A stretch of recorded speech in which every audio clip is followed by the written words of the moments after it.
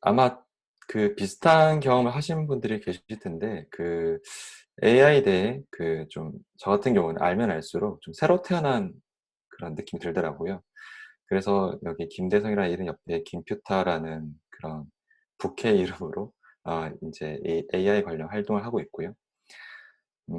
사실 저는 여전히 인제 AI 알못에 가깝다고 생각하지만, 혹시나 인제 제가 얻은 그 경험과 지식이 비전공자분들에게, 혹은 비전공자분들에게 교육을 준비하시는 분들에게 조금이나마 좀 도움이 되길 바라면서 좀 이야기를 시작해 보겠습니다.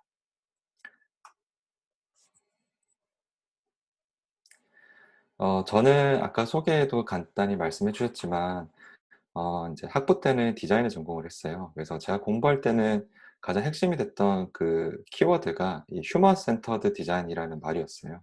그래서 인간 중심 디자인, 말 그대로 인간을 중심에 두고 디자인하는 그런 학문이었는데요.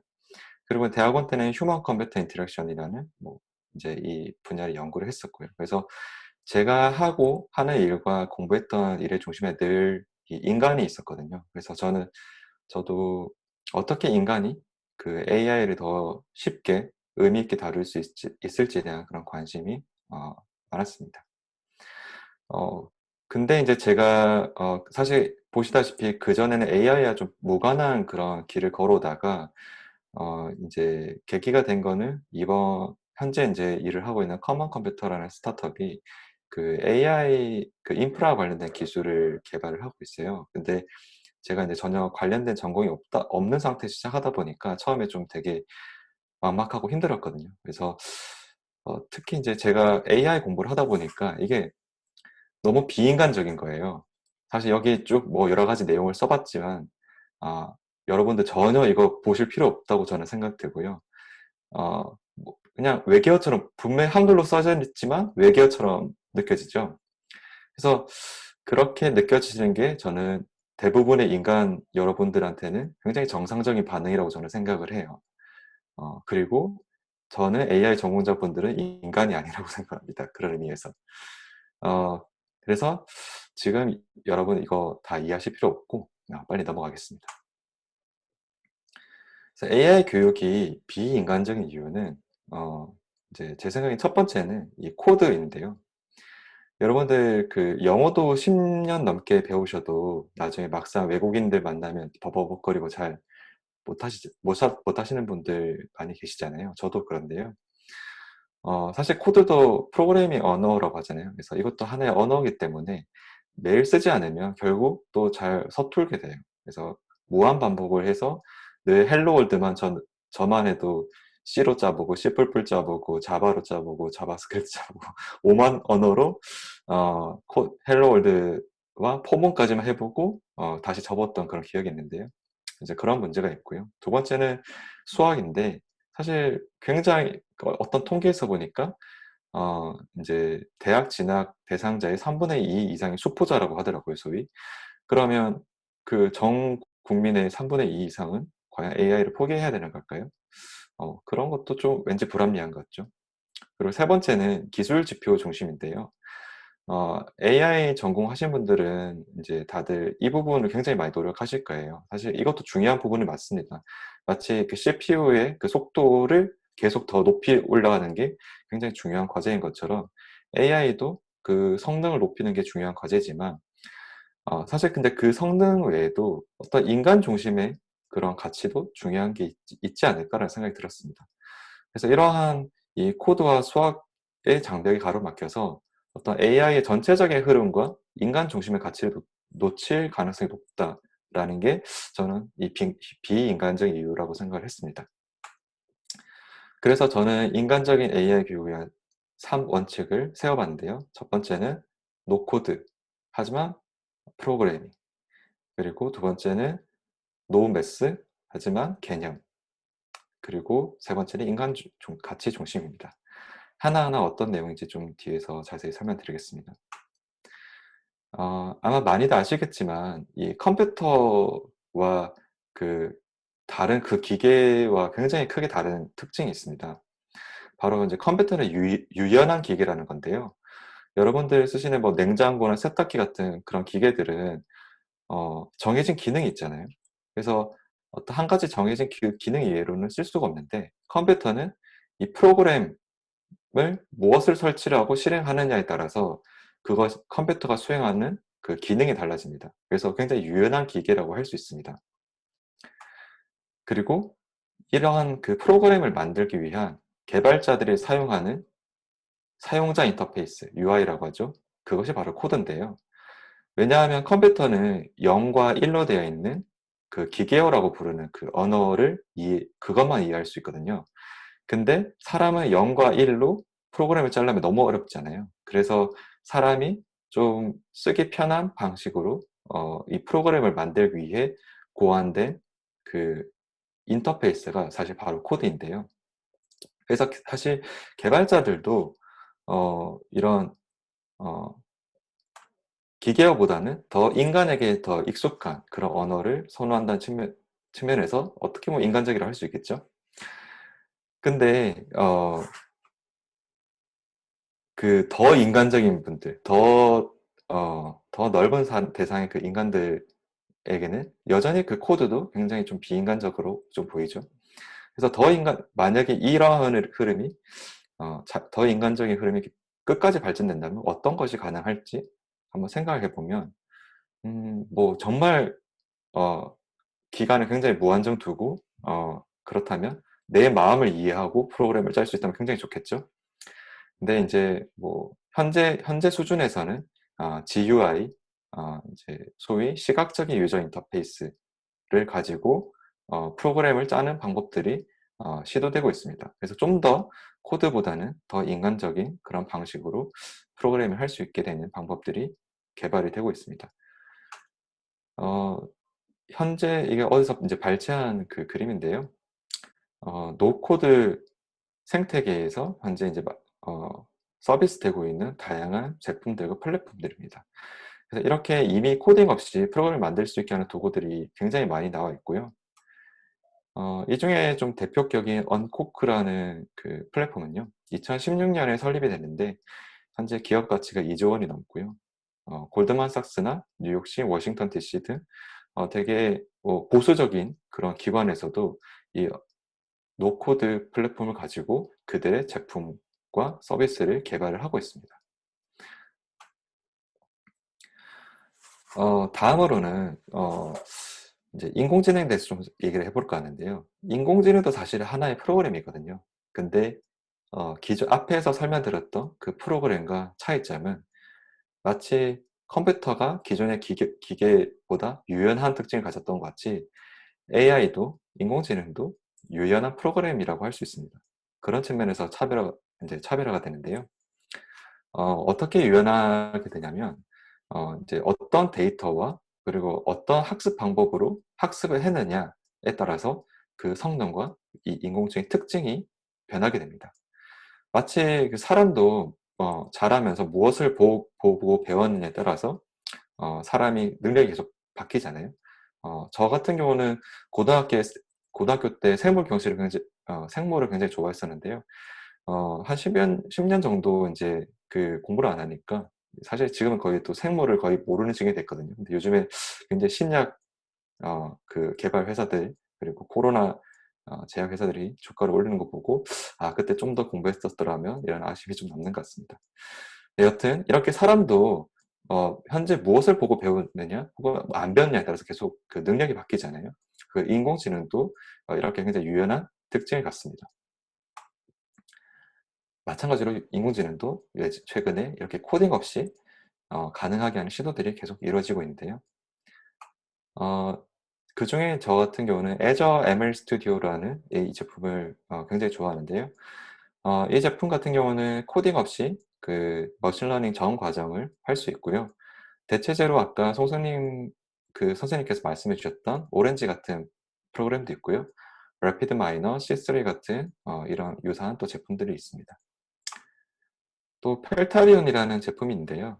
이 제품은 전통적인 머신러닝뿐만 아니라 좀 더 딥러닝에 특화되어 있는 제품인데요. 이 제품은 마찬가지로 코딩 없이 딥러닝의 전 과정을 수행할 수 있는 그런 제품입니다. 이렇게 이제 코드 없이 뭔가를 만들어낼 수 있을 것 같은 그런 좀 가능성을 이제 확인했죠. 그래서 3원칙 중에 1번 왠지 해결 가능할 것 같습니다. 자, 근데 이제 두 번째 원칙이 그 no mess 하지만 개념이었잖아요. 사실 저는 이제 이게 굉장히 많은 분들이 또 사실 질문을 해주셨어요. 수학을 어디까지 다뤄야 되나요? 뭐 이런 질문이죠. 근데 저는 이제 공학적인 이론보다 활용 중심 이론을 어, 이제 집중하는 게 좋지 않을까 생각했습니다. 어, 이제 코딩을 하지 않더라도 사실 그 AI 어떤 개발과 AI를 만들고 활용하는 데 있어서 그 알아야 될 꼭 중요한 개념은 있거든요. 근데 이 개념을 익히는 데에는 사실 수학적인 내용이 꼭 필수는 아니라고 저는 생각을 했습니다. 예를 들어서 그 전자레인지에서 물 분자가 진동하는 전자기하학적인 그 이론을 굉장히 전공자만큼 정확히 몰라도 저희는 다 어느 정도 들어서 알고 있잖아요. 그 수분이 막 떨려가지고 열이 만들어진다. 그 정도 개념만 있으면 사실 다양한 방식으로 활용할 수 있는데요. 인터넷에서 제가 본 이미지인데 어떤 분이 이 칫솔에 묻어 있는 그 물기를 이용해서 전자레인지에 돌려서 그 열을 가지고 칫솔을 살균을 한다고 하더라고요. 굉장히 이렇게 꼭 전자기학도가 아니더라도 이 정도의 상식만 있으면 이런 활용을 해낼 수 있는 거죠. 그래서 이러한 이제 원칙을 가지고 어, 작, 작년 가을에 그 이화여대 용학 콘텐츠학과에서 이제 실제로 한번 시도를 해봤습니다. 다행히 그 남양희 교수님께서 이제 그 우연히 이제 만나게 돼서 이제 이런 취지에 대해서 설명을 드렸고 교수님께서 이제 좋은 기회를 주셔서 이런 시도를 해볼 수 있게 됐었는데요. 어, 이제 이 융합 콘텐츠 학과의 특징은 보시다시피 굉장히 다양한 그런 백그라운드를 가지고 있어요. 콘텐츠와 관련된 뭐 시나리오, 게임, 디자인, 문헌 정보 되게 다양한 그 BAI 관련 전공을 하시는 분들이 계시고요. 여기서 총 28분이 수강하셨고 팀플 포함해서 20여 개의 프로젝트가 기획됐고 대부분이 실제 구현까지 이루어졌습니다. 그리고 커리큘럼은 중간고사까지는 교수님께서 인공지능 이론에 대해서 저기, 설명해 주셨고 그 나머지에 대해서 노코드 AI 모델링, 오픈소스 활용, 그리고 AI 프로젝트와 같은 순서로 진행이 됐습니다. 이제 여기서부터는 실제로 제가 그 강의 때 이제 강의 내용 일부를 이제 계속 짤막짤막 요약해서 공유 드릴 텐데요. 여기 나오는 내용을 다 이해하실 필요가 없어요. 그냥 어떤 키워드가 나온지만 이제 보시고 나중에 관심이 가시면 더 깊이 파시면 좋을 것 같습니다. 저는 이제 AI 모델 개발은 이 자녀 교육과 굉장히 비슷하다고 생각하는데요. 아마 자녀가 있으신 분들이 얼마나 계실지 모르겠지만, 모든 분들, 이 자녀가 있으신 분들은 우리 아이 어떻게 키울 것인지 늘 고민을 하시거든요. 근데 이 똑같은 고민을 AI 엔지니어와 연구원들도 하십니다.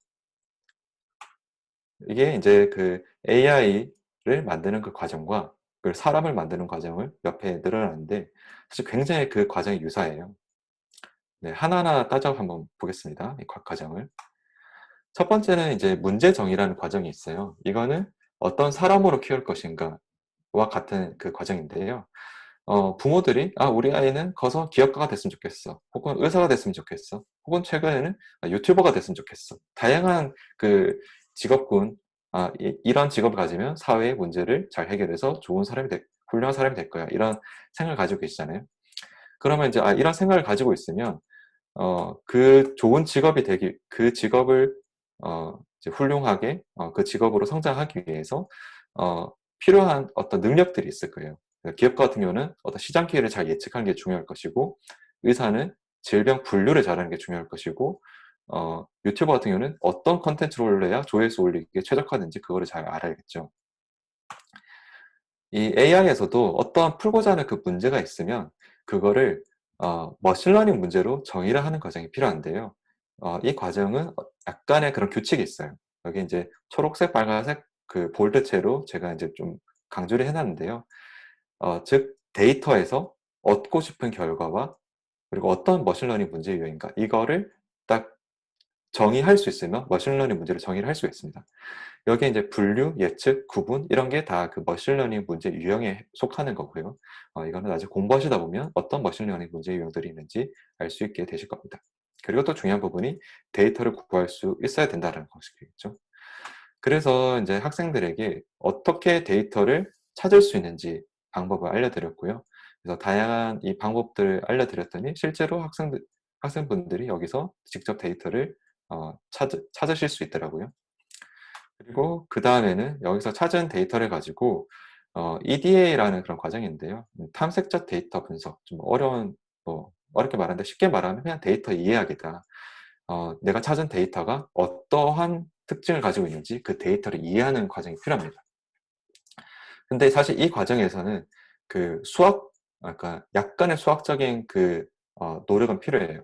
그래서 이 통계에 대한 그 이해가 필요한데 사실 그 부분이 뭐 아주 어려운 부분이라고 저는 생각은 안 되고요.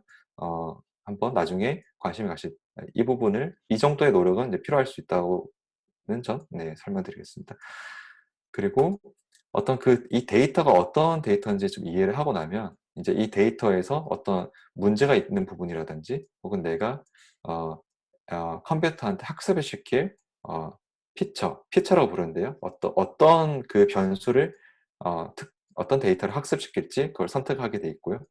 그리고 좀 데이터 타입이 좀 안 맞는 거라든지 그래서 학습시키기 용이하도록 그 준비하는 과정이 필요합니다. 마치 아이한테 선생님들이 어떤 그 수업을 가르치기 전에 어떻게 이렇게 이 내용들을 잘 이렇게 분리하고 전달해줘야 잘 받아들일지 그런 고민들을 하시잖아요. 굉장히 좀 비슷한 과정이라고 생각하시면 될 것 같습니다. 그리고 이제 머신러닝 알고리즘이라는 그런 말들이 많이 나오는데요. 과연 그 알고리즘에 대해서도 좀 처음 보시는 분들은 어려우신 분들이 있을 겁니다. 제가 이제 정의해본 그 정의는요. 이제 알고리즘이라는 뭐뭐 하는 방법이라고 말할 수 있는데요. 그래서 러닝 알고리즘이라고 하면 공부하는 방법이 되겠죠. 그래서 실제로 여러분들 옛날에 그 공부하실 때는 뭐 다 교실에서 강의 듣고 집에 와서 숙제하고 이런 식이었는데 요즘에는 집에서 강의 듣고 교실에서 프로젝트 하면서 실습을 해보는 이런 식으로 또 커리큘럼이 많이 바뀌고 있는 걸 느끼실 텐데요. 또한 뭐 과목마다도 공부하는 방법이 다 다르겠죠. 그래서 이렇게 주어진 어떤 그 조건과 풀려는 문제에 따라서 적합한 공부 방법이 다 다르잖아요. 머신러닝도 마찬가지인데요. 머신러닝 알고리즘이라 하면 기계가 공부하는 방법이라고 말할 수 있는데요. 이 머신러닝, 그러니까 기계한테 컴퓨터한테 공부를 시킬 때도 주어진 조건과 그리고 아까 문제 유형이 다 달라요. 그래서 각 문제 유형과 조건마다 적합한 알고리즘들이 다른데요. 오늘은 이렇게 다르고 적합한 알고리즘들이 다르고 적합한 알고리즘을 찾아가는 방법은 이렇게 치트시트라고 표현되어 있는 네, 이런 것들을 잘 찾아보시면 됩니다. 그리고 이런 것들은 많이 프로젝트를 하시면서 경험을 쌓으시면서 더 터득하실 수 있는 부분이고요. 다음 단계는 이제 학습 단계죠. 그래서 어떻게 공부할지 방법도 정했으니까 이제 학습을 하면 되겠죠. 그래서 여기 예시 화면에서는 제가 정한 두 가지 알고리즘을 가지고 실제 여기 트레인이라고 적혀 있는데요. 학습을 시킨 겁니다. 네. 그리고 그 학습의 결과 이런 숫자들이 나오는데요. 그래서 나중에 강의를 머신러닝 공부하시게 되면 이 숫자들이 어떤 의미를 하는지 이해하실 수 있게 됩니다. 그리고 이렇게 학습이 끝나고 나면 이제 마치 시험을 보듯이 평가 과정이 필요한데요. 그래서 내가 학습시킨 AI가 어느 정도의 그 성적을 보였는지 그것을 이제 확인하는 과정을 거치게 되고요. 만약 성적이 안 좋으면 또다시 학습을 해야겠죠. 더 공부 많이 해야겠죠. 또 공부 방법도 바꾸면서 이런 과정들을 반복하게 되어 있습니다. 그리고 충분히 이제 제가 만든 그 AI가 좀 성능이 어느 정도 올라왔다. 이제 성적이 좀 괜찮네. 그러면 이제 사회에 내보내야죠. 마치 대학교까지 충분히 공부했으니 자 이제 사회 나가서 너의 능력을 펼쳐봐라. 이런 것처럼 이제 실제 데이터를 가지고 공부할 때 사용한 데이터가 아니라 실제 데이터를 가지고 이 AI가 이제 일을 하게 하는 겁니다. 이런 과정으로 이제 머신러닝 과정이 일어나게 되고요. 이제 이 과정을 통해서 한 학생분은 김아린이라는 학생분은 내가 축구 선수라면 연봉은 얼마일까라는 그런 서비스를 구현해 봤습니다. 그래서 이분은 캐글에서 이 축구 선수의 그 데이터셋을 구해 와서 이거를 가지고 앞에 과정들을 거쳐서 AI 모델을 만들고 그리고 간단한 웹을 통해서 이렇게 뭐 몇 가지 입력값을 넣었더니 당신의 연봉은 뭐 1억 4천 얼마입니다. 이렇게 나왔습니다. 네. 여기 이제 URL을 나중에 들어가 보시면 이제 어떤 과정으로 만드셨는지 살펴보실 수 있고요. 이렇게 이제 어, 그 방금 지금까지 설명드린 거는 컴퓨터를 어떻게 공부시키는지를 이제 설명을 드렸고요. 또 중요한 거는 이제 저희가 공부를 시키는 입장만 있는 게 아니라 또 공부시킨 사람을 잘 활용하는 입장도 있잖아요. 네, 소위 보스라고 하는데요. 그 보스 같은 경우는 이제 전문가를 채용해서 성과를 높이잖아요. 그래서 여기 굉장히 전문가스러운 분들이 굉장히 가득한데요. 어떤 학원 이미지에서 가져왔는데 이렇게 전문가를 채용하면 내가 모든 것을 다 알지 않더라도 모든 것을 다 제로부터 다시 배우지 않더라도 어떤 성과를 낼 수 있게 되겠죠. 실제로 AI에서도 여기 보시는 기라성 같은 그런 회사들에서 다 AI 잘 훈련된 AI를 만들어서 공개까지 하고 있습니다. 여기에 이제 이 회사는 발표자 특권으로 저희 회사 로고도 넣어봤는데요. 저희 회사도 나중에 이렇게 성장하기 바라고 있습니다. 이렇게 요즘에는 그 오픈소스와 그 API로 AI를 공개하는 게 굉장히 많이 보편화되어 있는데요. 저희는 이제 이런 AI에서 잘 채용을 하는 것만으로도 원하는 결과를 만들어낼 수 있습니다. 그 채용 대상은 AI API가 있고요. 그리고 두 번째는 전위학습 기반의 노코드 AI 개발 도구. 네, 이따가 설명드릴게요. 그리고 오픈소스 AI 이런 세 가지 방법이 있습니다. 먼저 AI API 같은 경우는 API를 어떻게 다루는지를 배우고 그리고 코딩 없이 웹 개발을 할 수 있는 도구를 배우면 AI 앱 서비스를 만들 수 있게 되는데요. 실제로 이제 제가 흑백 사진을 넣으면 컬러를 복원해주는 이런 AI API를 활용을 해서 이런 랜선 사진관이라는 서비스를 만들었었고요. 이런 AI API는 어디서 탐색할 수 있냐면 여러분도 아시는 그 빅테크 기업들 네이버, 카카오나 구글이나 이런 개발자 사이트에 들어가면 베스트셀러 위주의 그 AI API들이 굉장히 잘 있습니다. 그리고 이 API들은 종류가 아주 다양하지는 않지만 품질이 굉장히 좋습니다. 그리고 또 다른 방법은 아이나이즈인데요. 이거는 저희 회사에서 이제 제가 개발하고 있는 제품을 직접 이제 독프딩을 하고 있는 건데요. 저희 그 아이나이즈의 특징은 그 GitHub에 배포된 그 오픈소스 AI를 간편하게 API로 사용할 수 있습니다. 혹은 그래서 이미 배포되어 있는 걸 쓸 수도 있고요. 혹은 아직 GitHub에 있는 거를 여기 아이나이즈로 배포하는 과정을 통해서 이제 쓸 수도 있습니다. 그리고 이제 이 API를 다루려면 API를 어떻게 다루는지 이 분석하는 방법이 필요한데요. 이거를 수업에서 이제 학생들한테 알려드렸고요. 이렇게 이제 API를 어디서 찾고 어떻게 찾고 그리고 찾은 API를 분석하는 과정을 통해서 그 다음으로 이제 알려드렸던 거는 기획 AI 서비스 이 찾은 API를 가지고 기획을 하도록 이제 했는데요. 이 기획에서 사실 제일 중요한 부분은 그 AI 효용을 아는 것이라고 생각합니다. 저는 그 AI 효용은 이제 지능이 대량 생산될 수 있다는 점이라고 생각을 하거든요. 그러면 지능이 대량 생산될 수 있다면 어떤 지능이 수요가 높을 것인가? 한번 생각을 해보면 다양한 효용들이 있는데요. 사실 쉽게 말하면 결국에는 사용자나 고객을 더 행복하게 하는 일이라고 할 수 있을 것 같습니다. 예를 들어서 이제 앞에 제가 설명드렸던 랜선 사진과 같은 경우는 이 API의 가치는 어떤 옛 추억을 더 생생하게 재현해 준다라는 것에 있지 않을까라고 생각해 봤습니다. 그래서 저는 연세 있는 분들이 옛날의 그 추억을 좀 더 생생한 사진으로 볼 수 있게 그리고 그분들의 자식들이 그걸 쓸 수 있게 해주는 게 그 가치를 만들어낼 수 있지 않을까 생각을 했었습니다. 그래서 이렇게 기획을 하고 나서 간단하게 그 피그마라는 이제 쉬운 디자인 툴을 통해서 디자인하고 그리고 버블이라는 그 노코드 웹 개발 도구를 통해서 프론트엔드를 구현하는 방법을 알려드렸습니다. 그리고 마찬가지로 버블이라는 도구를 통해서 이 API 찾은 API를 연결을 하고 이 백엔드라고 불리는 뒷단의 그 로직을 어떻게 구현하는지를 설명을 드렸고요. 그 결과 나온 사례가 이건데요. 이 정현민 님 같은 경우는 이 사진을 하나 올리면 이 사진에 있는 사물을 인식을 해서 이 사진에 소리를 입혀주는 그런 서비스를 만들었는데요. 네, 지금 제가 화면 공유 설정을 잡는데 소리가 안 나오지만 이렇게 사물 인식 API를 이용을 해서 디텍트론이라는 페이스북에서 만든 오픈소스를 활용해서 이런 서비스를 만들었고요.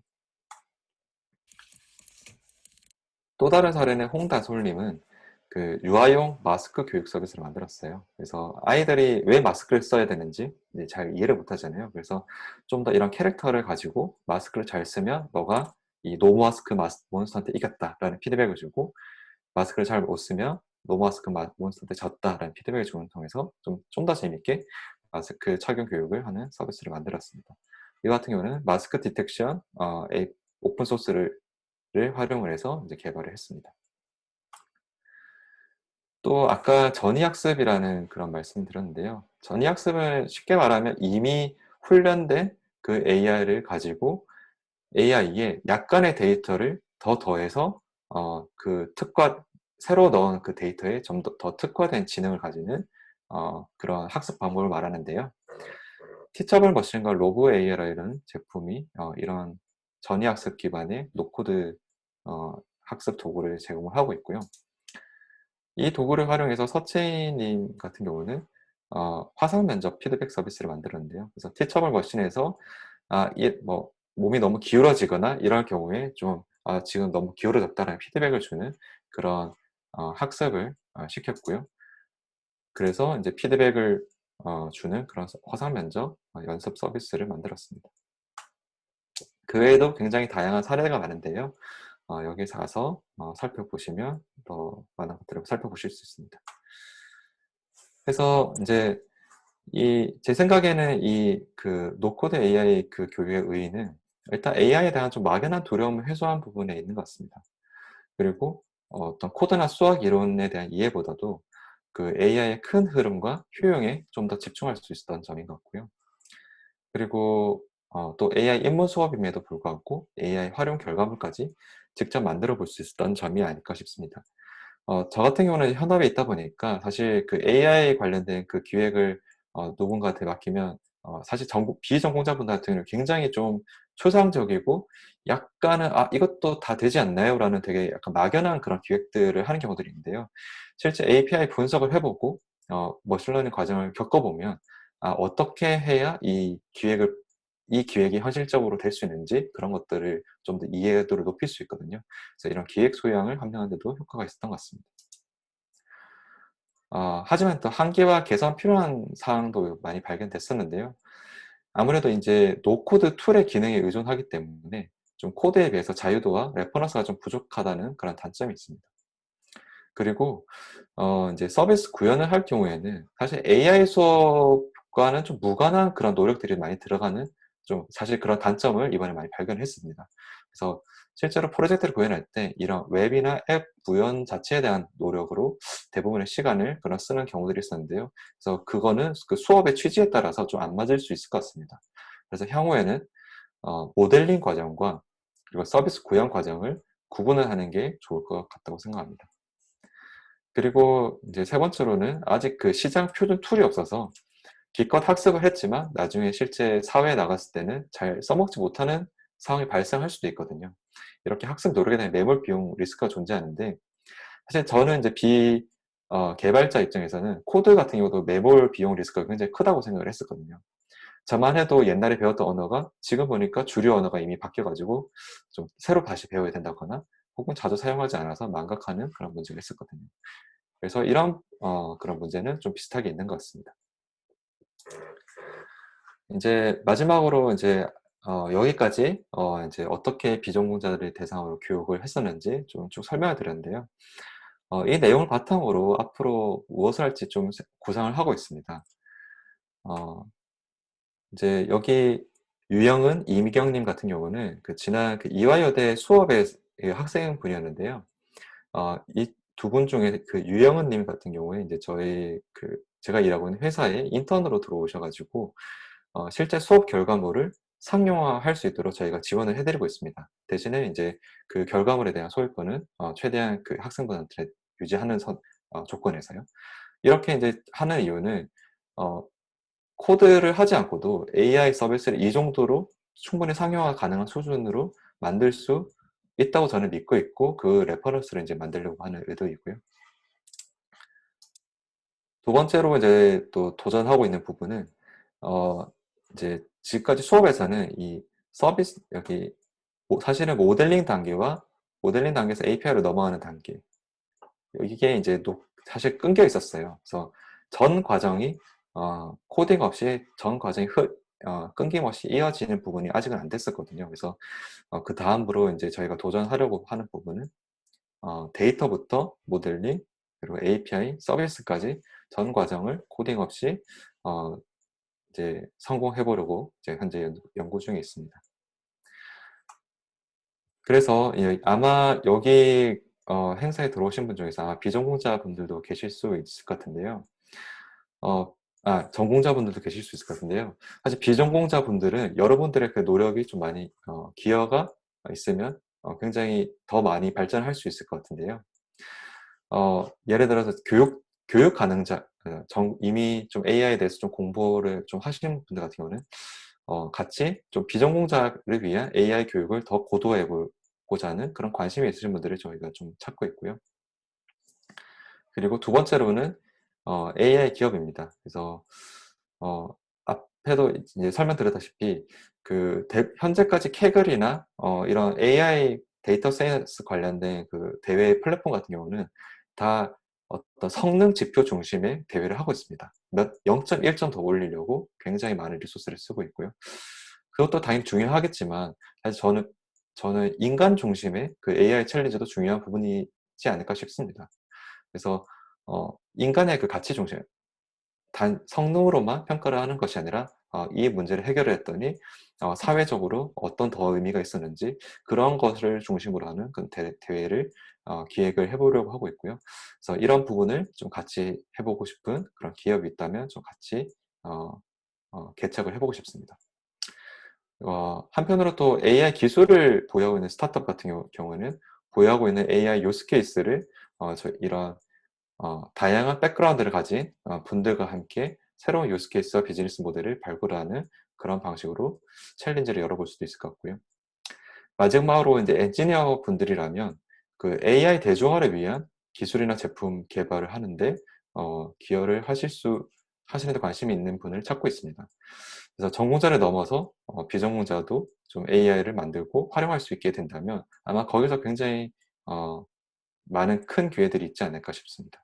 그래서 이런 전공자분들 중에서 이런 부분에 좀 관심이 있으신 분들이 있다면 좀 연락을 주시면 좋을 것 같습니다. 그리고 비전공자들 분들 중에 AI에 대해서 좀 더 알고 싶다, 그분들 같은 경우는, 그래서 사실 그런 빨리 강의 클래스를 열어달라는 요청들이 많았는데요. 이제 하나씩 여기 그 커뮤니티를 통해서 그 학습 스터디할 수 있는 자료들을 많은 분들이 무료로 그냥 좀 공개를 해드리려고 합니다. 그래서 여기 커뮤니티에 들어오시면 오늘 발표 자료를 포함해서 앞으로 공부하실 수 있는 그런 자료들을 좀 많이 올려드리려고 계획을 하고 있습니다. 그리고 마침 그 굉장히 좋은 대회를 하나 발견을 했는데요.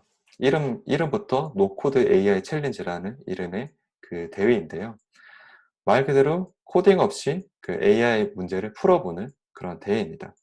그래서 이제 1월 31일까지 혹시 이 대회에 도전해보고 싶으신 분이 계신다면 커뮤니티에 오셔서 댓글로 한번 도전하고 싶다라고 신청을 해주시길 바랍니다. 그러면 이제 그분들을 대상으로 좀 게릴라 강의를 한번 좀 열어보려고 합니다. 그래서 대회 참가에 필요한 그런 내용들을 공유를 좀 해드리려고 하고요.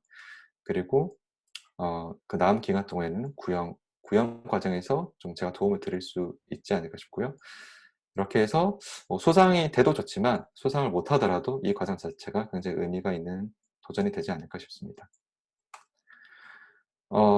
마지막으로 드리고 싶은 말씀은 사실 저는 이런 활동을 하는 것이 마치 그 한글의 그 의미와 좀 비슷하다고 생각합니다. 예전에 한글이 있기 전에는 어떤 지식을 알기 위해서는 중국어 한자를 알았어야 되잖아요. 근데 많은 그 중국어는 그러니까 저희가 쓰지 않는 그 언어를 기반으로 한 그 글자이기 때문에 학습에 많은 어려움이 있었는데요. 이런 한글을 통해서 더 많은 사람들이 그 지식에 대한 접근성이 높아지고 그로 인해서 사회가 더 많이 발전을 할 수 있었잖아요. 그래서 많이 부족하겠지만 이렇게 앞으로도 계속 지식에 대한 접근을 문턱을 더 낮추고, 그리고 약간의 그 지식이라도 더 많이 활용할 수 있는 방법들을 계속 고민하고 많은 분들과 나누고 싶습니다. 네, 발표 들어주셔서 감사합니다.